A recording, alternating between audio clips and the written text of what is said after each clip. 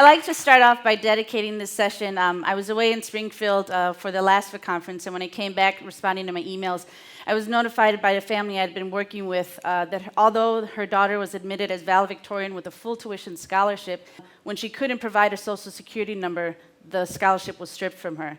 This caused her to commit suicide on Easter Sunday, leaving her single mother and her 3 younger siblings to grieve for her. So this TEDx event is dedicated to her and to all the dreamers that I work for. As a child, I didn't really recognize or understand, and I was fortunate enough to have my father for the first 10 years of my life before he passed away. As a Vietnam veteran, as a Brown Beret, and as a community organizer, he's instilled in me that an injustice to anyone is an injustice to all. And those are the values that I wanted to share with my boys, to let them understand that this is an issue that affects everyone, and that if you're passionate about something, you need to stand for something. And it really didn't become personal to me until in 2006 as a college and career coach at Benito Juarez, when I was working with my students and my valedictorian told me, I want to apply to all these schools, but there's one thing that's stopping me. I don't have a social security number. And it all came back to me, my work that my dad did as, helping him with ESL classes and trying to get people to get residency, that now I have to deal with this, and how do I help these students? So thank goodness for Don Terry and Abo Uribe from the Chicago Tribune, who let me bring this issue to light and have these 3 girls be outspoken about the situations that they were going through, and with the current legislation, how they were going to be affected.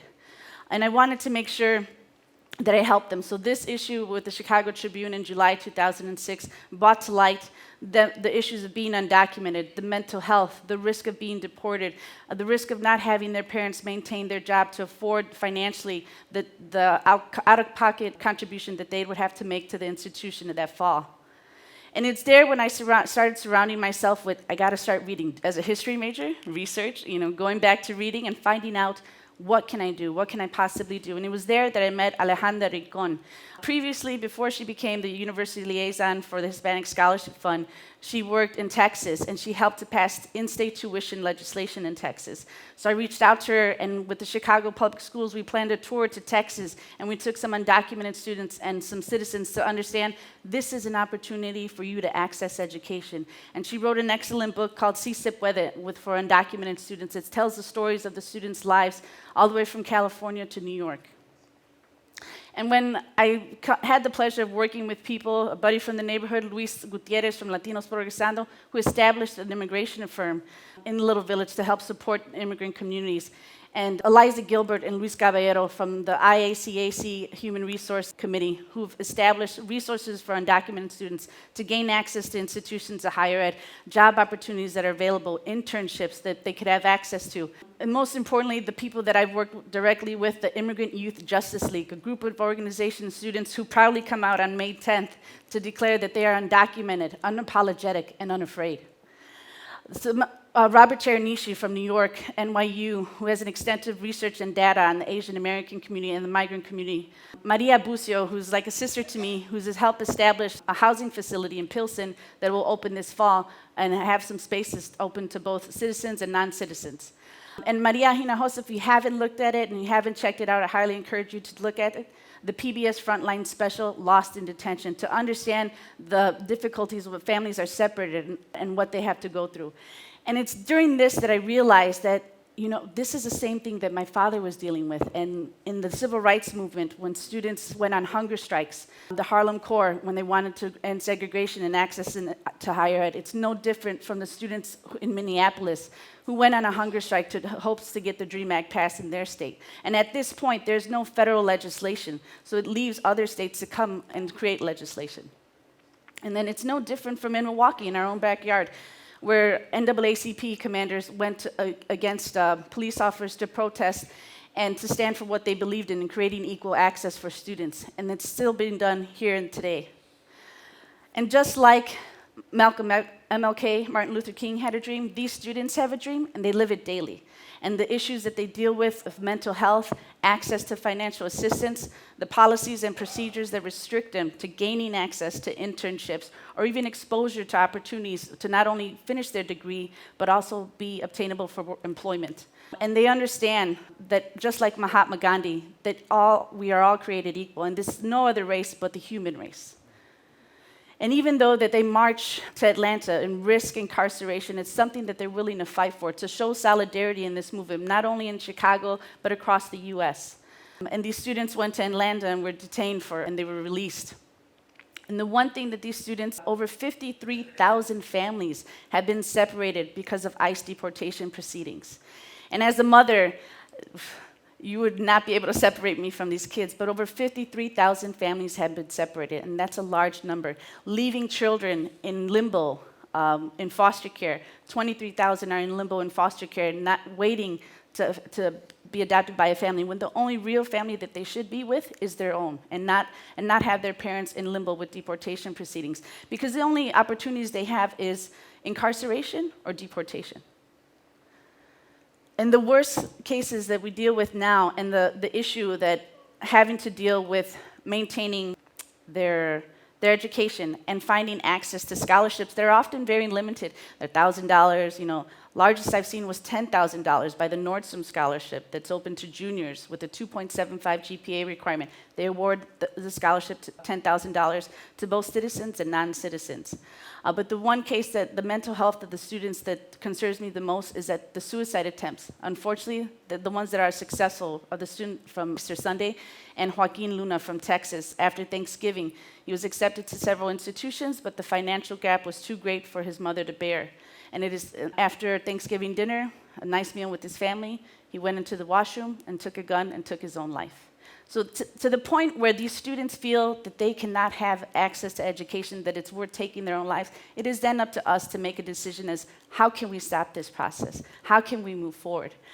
And the legislation that existed since the 1800s with the Asian exclusion, the biggest legislation that kind of changed the playing field was in 1990, when immigration policies took its most drastic measures and started putting quotas.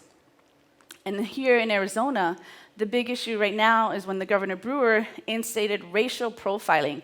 If you even look suspicious, you were then arrested and detained and put through proceedings to verify whether you were a citizen or not. And as a result of this, Arizona families who were immigrant and undocumented, they lost about 37% of their workforce because of the legislation that exists. And now they're even trying to erase ethnic studies.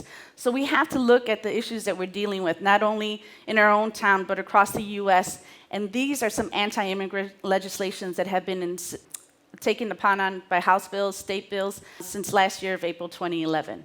But here in Chicago, in Illinois, we think differently.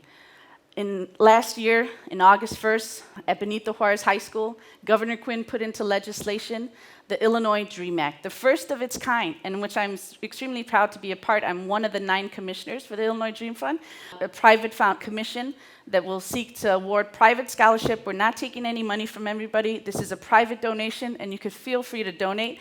Every dollar counts to providing access to these students for the state of Illinois. Now, there's some requirements that they need to obtain. They need to be at least in high school for 3 years, and they have to have at least one immigrant parent and graduate with a high school diploma or GED. So there's some specific requirements we're looking at, and we hope to award the scholarships as soon as possible. Some things that went into effect immediately after the legislation is that we wanted to establish the commission. Again, we currently have 7 commissioners. We're hoping to get 2 more appointed. We want to make sure that we have a roundtable that's diverse, supportive of this. And what also went into effect immediately was a private fund, donations. We are committed. I have the mayor on the previous slide, his $3 million commitment to the fund, Governor Quinn's $1,000 commitment, and I'm proud to say that $25,000 donation was given by the mayor in Western Union a few weeks ago, and they can now start depositing that money. One thing that we want to make sure that was written in the legislation is that we want to provide access to educators. Anybody working through the P through 16 pipeline or working with this population needs to be educated. So a mandated professional development on working with these students and their families, knowing the resources and being able to assist them. Because it's not just, I'm going to pass them on to Tanya. Tanya knows how to work with them. We all have to be aware of how to deal with this issue so we could collectively support them. I want to give a big thanks to Chicago Community Trust, Terry Mazzani, who has made my life that much greater by agreeing to be the fiscal agent for the Illinois Dream Fund. So a round of applause for Terry Mazzani and the Chicago Community Trust Foundation.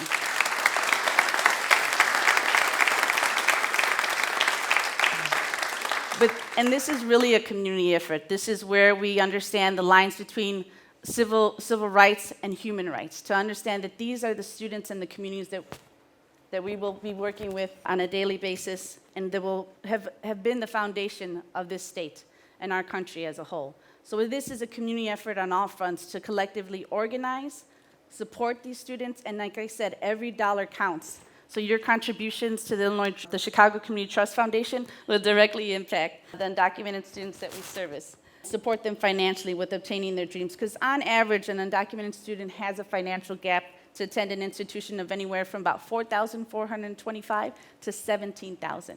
And that's not even including housing. So when you think about the financial barriers of they're barely maintaining for their own family, they don't have the opportunities to seek employment or maintain their employment because they may be verified for a social security number, or maybe they're paid under the table.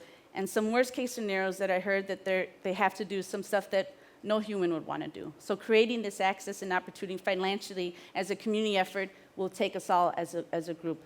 So please, I encourage you to support this cause and understand that these students and their families deserve to have been in this country. They're going to stay in this country, and we have to deal with the realism that Mersheimer, the professor from University of Chicago, states that this is the today and age that we're living in, and it's not going to change, so we must support them.